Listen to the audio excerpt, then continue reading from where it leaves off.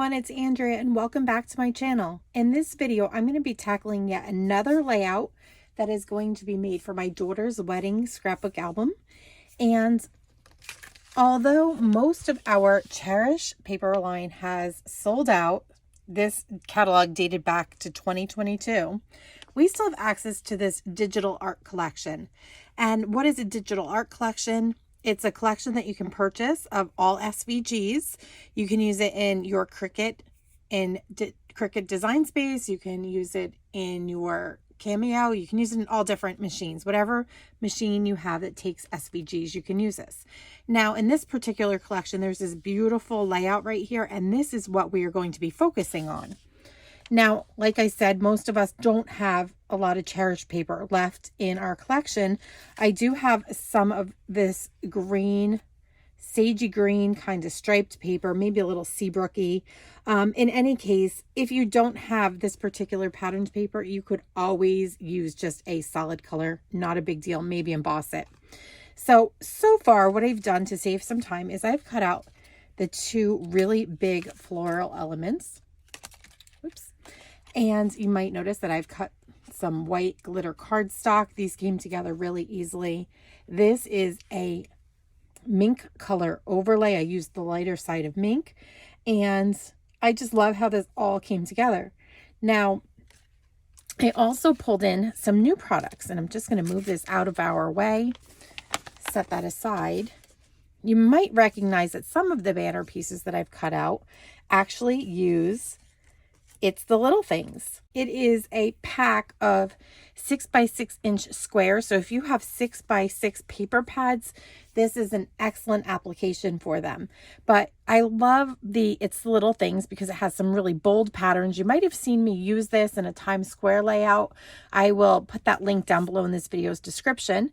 And it has some really cool black and white patterns, very graphic. And my daughter really liked black and white for the wedding. That's why I'm not using a ton of color, but the black and white is kind of surprising where it is paired with such a soft palette of Cherish. But I kind of like how bold it can be, yet it kind of blends in. And so if you don't have the It's the Little Things, this little paper pack is just so full of fun. And let's see, where do I have? Oh, let me show you what I did. So I have cut out 1, 2, 3 pieces of those and cut out the tags using the Cricut. So that's where I got all of these various cuts, and we're going to use those. Before we go further, I will mention that It's the Little Things and anything else that's current, I will link the links to these products down below in my video's description. I get a lot of questions about that, and I guess because I don't tell you guys this until the end of the video, some of you guys might have already tuned out by the end. So the links that you'll need are down below in this video's description. So let's clean this up.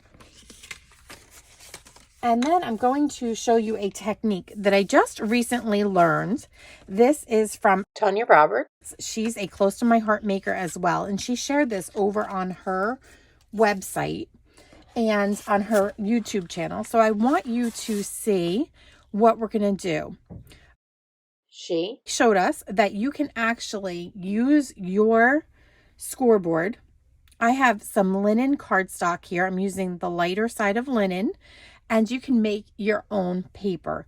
Now, this is wonderful news to me because I really wanted a subtle wood grain, and here's a way to achieve it. Very simple, but I suggest that you go over and watch her video because she really gives you an in-depth look at how to create this. I'm going to give you a brief look with just one color. She delves into, different projects. So go ahead and check out her YouTube channel. Now, the way that I'm understanding it is we bring in this scoreboard and just looking, I want the lighter side up in my layout. So I'm putting the lighter side down. I don't know if this is exactly the way that she has done it. I think that's my understanding is right. And she has simply gone ahead and she has just made different lines down her cardstock. Some wider, some thinner.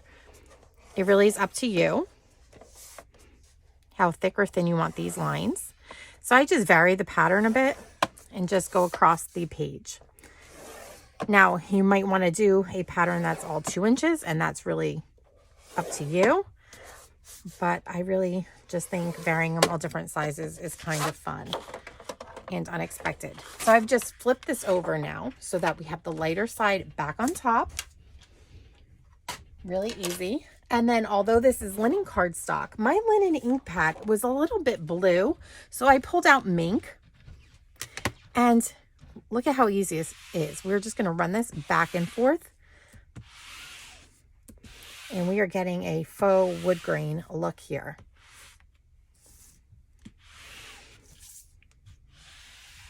Now where the ink pad hits, you're going to have some texture and color. So I do want to go back in just a few places. And there we go. I really like how that turned out. So thank you for teaching me how to do this. I am just going to bring these pages back in side by side here, and we'll get to creating. So the first thing that I'm going to do, actually, let's do this.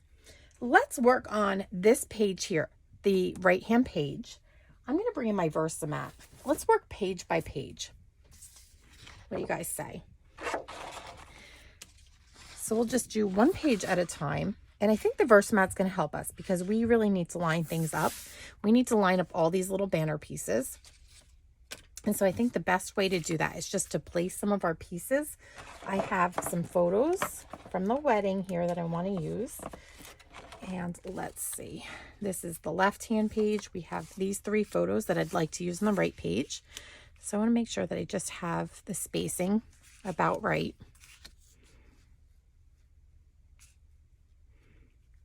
And we'll move these over. So I don't want to go up very much higher than that. And it's okay if this goes over just a bit. So I want to place all of my banner pieces at the 5-inch or so mark. Let's hope that's okay. Maybe we'll go to like just a little below. Maybe we'll go to about 4 3/4 up from the bottom. So I'm just going to bring in my T-square ruler here. And we are just going to put this right across the page, like so. And I'm going to find those banner pieces that we need for this right page. So we'll sort those out. These are the 2 pieces that are going over here. You might notice that I actually have one piece here that is like a brick background. I think this was from my Happiness Lives Here scrapbooking workshop. I had a piece of it left on my desk, so I used that as well. And one other thing I want to do before we go on, I have this Mink piece of cardstock, and I really want to just give that some texture. So I'm going to actually pull in a stamp set that I have here. This stamp set is it's an older one, but it's still current. It's Blossoming Friendship. This one I have has thin cuts. I think that they come with thin cuts right now. These stamp sets alone are no longer in our inventory. But I just want to take this beautiful, I don't know, it reminds me of eucalyptus. I'm sure that's not what it is. But I'm just going to stamp over and just give this a bit of a pattern. So let's pull this back into frame. And let's get everything lined up, and we are going to just go ahead and glue some of these pieces down. So we have this at 4 3/4 up from the bottom, which is right about there.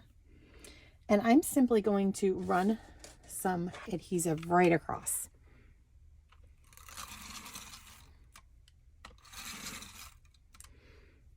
And hopefully that should do it. I don't know if I wanted to go all the way to the edge. We'll see. So I'm going to bring in the catalog, the idea book here, and look at the pieces. Just set this up here so that let's put it right here and keep track and look at it nice and closely. So it looks to me like the biggest piece goes down on the bottom, and it looks like it's about halfway across the page, which is somewhere about here. And I notice that I am down too close to the bottom immediately. So we definitely have to come up. So let's go up to the 5-inch mark right around there, and let's see how this looks. I think that that is a better spot to put this in. So we're going to start with that bigger piece right here. And there we go. And we'll just build across.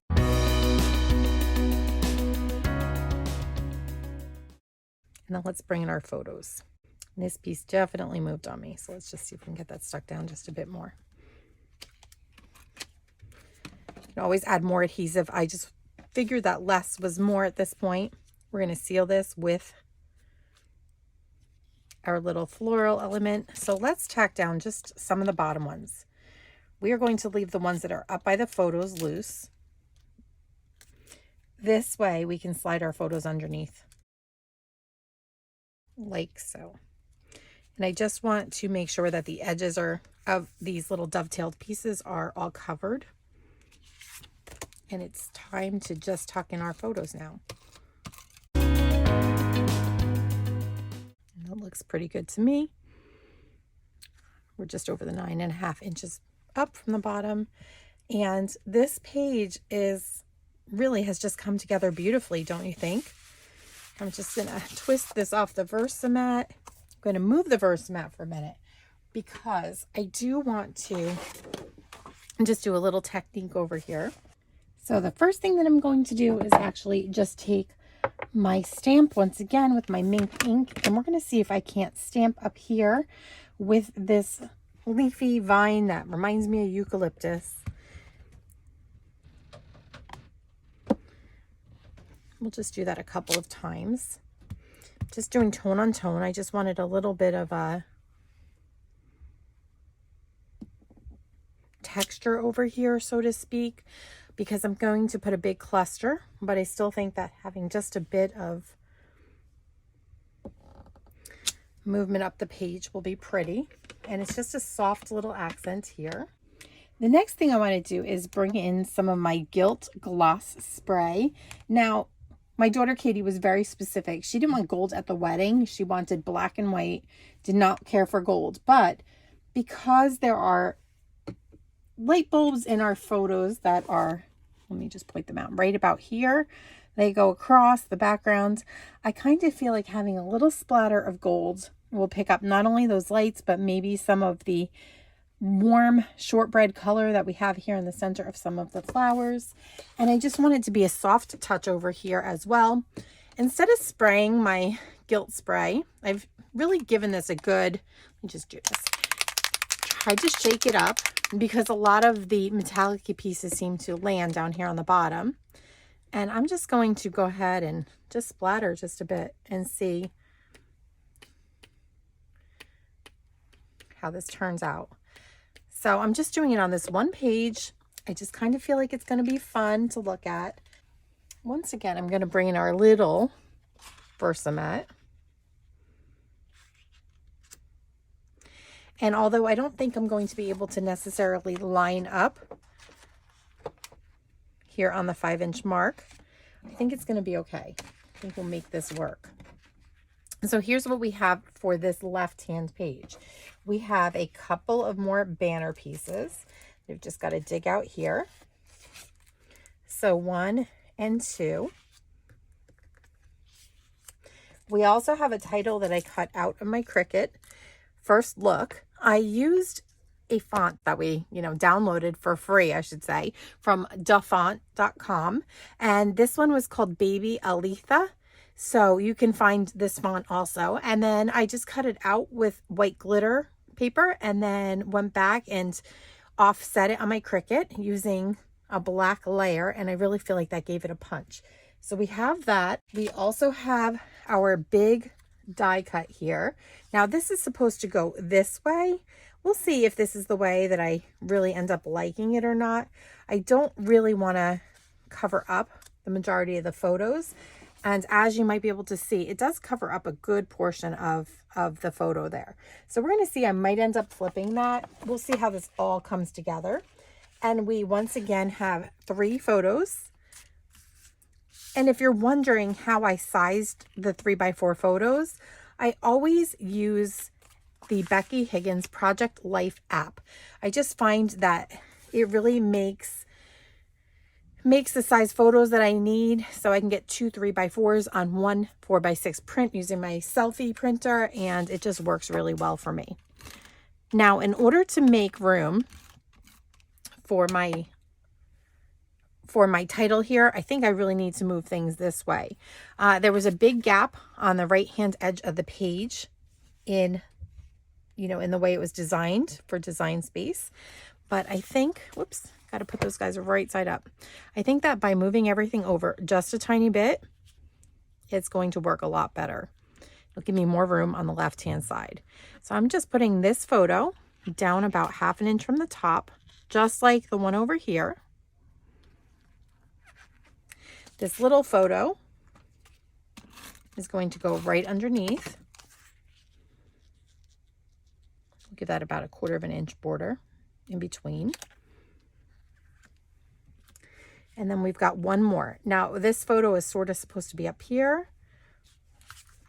Let's just see how this all plays out. I do think I kind of like it better this way. That'll allow me to snug this down just a tiny bit.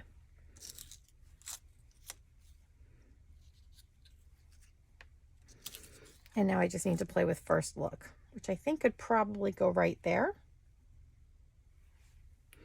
And I think that's going to work out beautifully. So let's go ahead and get these pieces put down, probably on the 5 inch mark again. They could probably come down just a tiny bit. Let's see what happens. And I'm not so convinced that I won't go back up to my Cricut and cut one more piece of this sage pattern or Seabrook pattern here. We're going to go right around the 5 inch mark, kind of like we did over here. And pull that down just a little bit, I do believe. So maybe just a little bit below 5 inches. Put this one here as well. But I do think that I'm probably going to go ahead and cut a third banner for here. Let's just take a couple of these pieces off once again. See how this all looks when we stick it down just a bit.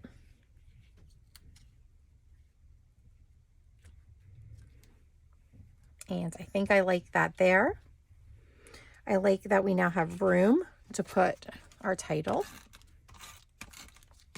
So although you might be using this as a guide, this isn't set in stone, you guys. You can definitely move around what you need to move around to make it work for your photos.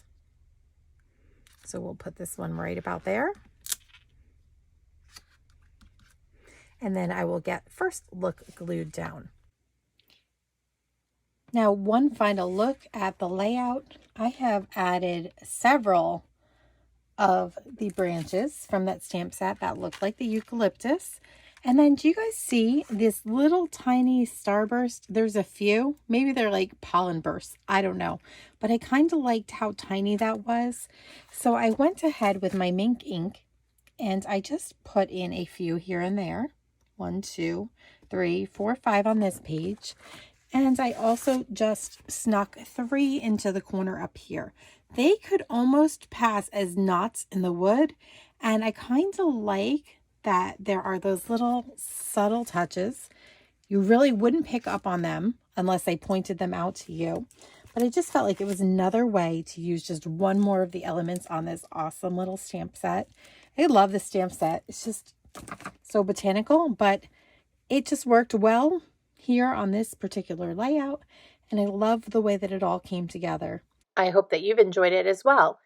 Remember, I will put the links to the products down below in this video's description, along with the link to Tanya Roberts' video where you can learn how to make wood grain paper. Thanks for watching, and if you've not yet done so, go ahead and hit that subscribe button so that you don't miss any of my upcoming projects.